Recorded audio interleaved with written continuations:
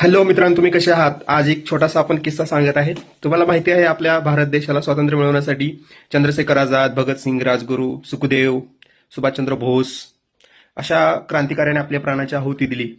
पण हे सत्यात मात्र कधी आपल्याला काँग्रेसच्या तोंडून कधी यांचं कौतुक आपल्याला ऐकायलाच मिळालं नाही, किंवा या लोकांनी कधी यांचा गौरव सुद्धा केला नाही. यांचं काय वाटलं की यांना असं वाटतं की फक्त भारत देशाला स्वातंत्र्य हे फक्त गांधी घराण्यानेच दिलेलं आहे. तुम्हाला एक छोटासा किस्सा सांगतो बघा. जे राजगुरू होते, राजगुरू यांचं नाव शिवराम. ते असेच एकदा त्यांच्या गावी बनारसला गेले असताना मग त्याच्या आई वगैरे विचारतात की तू काय करतो वगैरे. त्यांनी सांगितलं होतं की ते क्रांतिकारक आहेत म्हणून. तो म्हणला की नाही आई, मी संस्कृत विषयामध्ये पंडित आहे. मग असं म्हणतात आणि ते आपले कोट वगैरे खुंटीला अडकवतात आणि बाहेर निघून जातात. मग एक दिवशी आई घरामध्ये साफसफाई करत असताना आई त्या कोटाच्या खाली झाडू मारत असताना आईच्या डोक्यांना काहीतरी जाड वस्तू लागते. मग असं लागल्यानंतर मग आई जे शिवराम राजगुरू आहे त्यांचा छोटा भाऊ जे आहे दिनकर राजगुरू यांना सांगतात की हे बघ रे, मला थोडं याच्यामध्ये जड लागले, काय आहे. मग असं बघितलं तर जे दिनकर आहेत हे चेक करतात कोटाच्या खिशामध्ये हात घालून, तर त्यांच्या हाताला पिस्तूल लागतं. मग हे सगळं पाहून त्याने थक्क होतात. मग काही वेळानंतर जे शिवराम राजगुरू बाहेर गेलेले होते ते येतात आणि मग त्यावेळेस आई विचारते की हे काय आहे. आता कोणत्याही परिस्थितीमध्ये हे सत्य सांगणं गरजेचंच होतं. मग असं बोलत असताना शिवराम आहे जे आईजवळ बसले, ते छोट्या भावाला बाजूला घेऊन बसले आणि सांगितले, बघ आई, की लाहोरमध्ये ज्या दोन सँडर्स जे इंग्रज अधिकारी होते यांना पहिली गोळी मी मारलेली आहे. आणि हे सगळं ऐकून त्याची आई थक्कच होते की शिवराम सांगत होते की मी क्रांतिकारक आहे, मी कोणताही पंडित वगैरे काही नाही, किंवा संस्कृत विषयाचा काही विषय नाही, मी क्रांतिकारक आहे.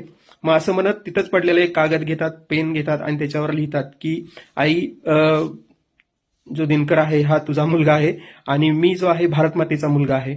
आणि असं बोलून ते त्या कागदावरती असं लिहितात की मला राजगुरू यांची जे काही इस्टेट किंवा संपत्ती आहे त्याच्याबद्दल मला 1ही रुपया नको आहे.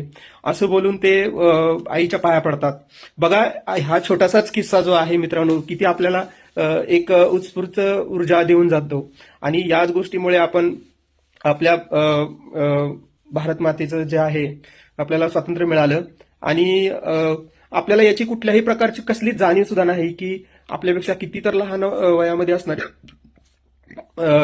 हुतात्म्यांनी बलिदान दिलेलं आहे, त्याच्यामुळेच आपलं स्वातंत्र्य निर्माण झालेलं आहे. खरं तर माझं एक वैयक्तिक असं मत आहे इथं की हे असे छोटे छोटे जे किस्से आहेत किंवा हे असे झालेल्या घटना आहेत, या घटना कधीच इतिहास या विषयामध्ये लिहिलेल्या नाहीत, किंवा जर लिहिल्या असत्या तर त्या घटना आपण वाचून आपल्याला प्रेरणा मिळाली असती आणि अजून आपल्याला देशाविषयी अजून प्रेम आपल्याला जास्त उमगलं असतं, किंवा देशाबद्दल अजून कुतूहल वाटलं असतं आपल्याला. तर असं न होता कुठला तरी फालतूक मुघलाचा इतिहास लिहिलाय किंवा काहीतरीच लिहिलंय, हे अतिशय ना तुच्छ आणि तुष्टीकरणाचे राजकारण्यांनी ही एक इतिहास लिहून ठेवला होता.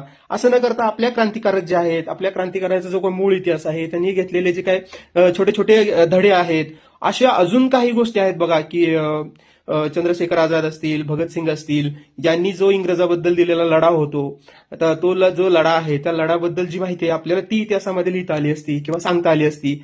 अशी खूप काही पुस्तकं आहेत की ते पुस्तकं अजून कोपऱ्यामध्ये धूळ खात पडत आहेत, पण त्यांचा कधीही सार्वजनिकरित्या ते आपल्याला कधी ओपन करून दिले नाही. तर ही तुष्टीकरणाची राजकारणाची काही प्रकार किंवा पद्धती आहे, हे अतिशय खराबच आहे.